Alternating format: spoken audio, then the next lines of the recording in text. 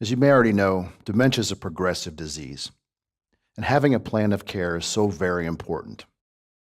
But now we need to look at the costs of care and the available assets to pay for it. Because caregiving can be quite expensive, and your family will want to anticipate what's on the horizon. Now, this conversation is best done as soon as possible after the diagnosis.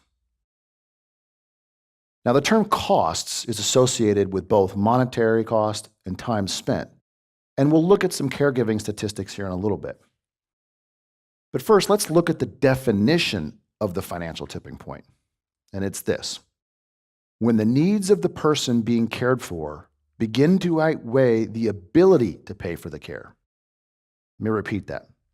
When the needs of the person being cared for begin to outweigh the ability to pay for the care. That is the financial tipping point.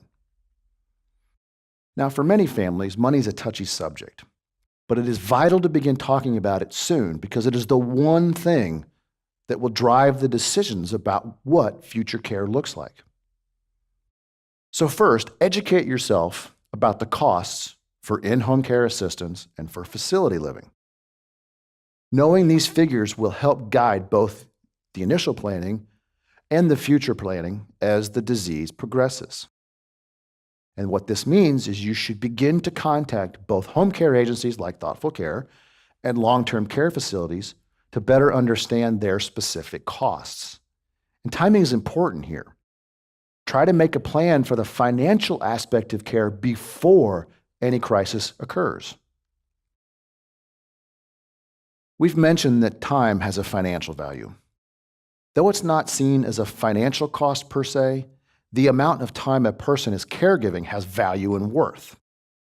And statistics show that caregiving affects a person's ability to work.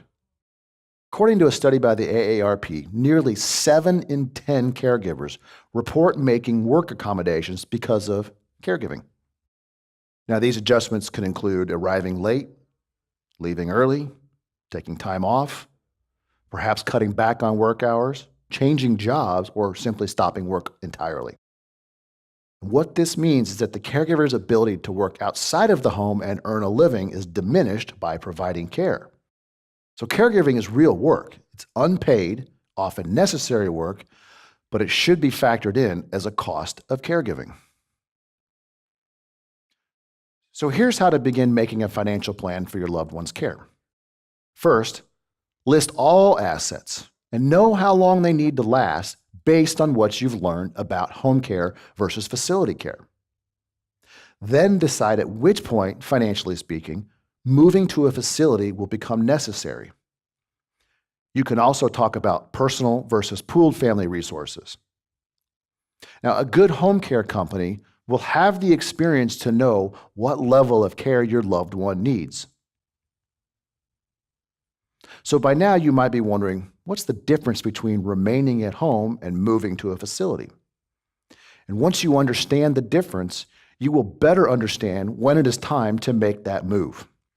Now, generally speaking, it is significantly less expensive to remain at home with some combination of family and home care. But know that as the disease progresses, the familiarity of home helps your loved one remain more comfortable. And your family can better monitor and control the daily routine because it is your routine. It's familiar to you and your family. Now, moving to a facility requires upheaval and a shift to the facility's routine, which is a significant change. And for some families, this is necessary, even if it's not the ideal situation.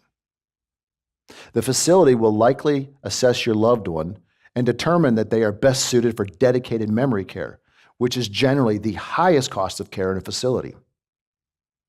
So when making a financial plan, consider this very rough rule of thumb. For the cost of 1 month of facility care, you can have between 70 and 80 hours a week of professional home care. I should repeat that.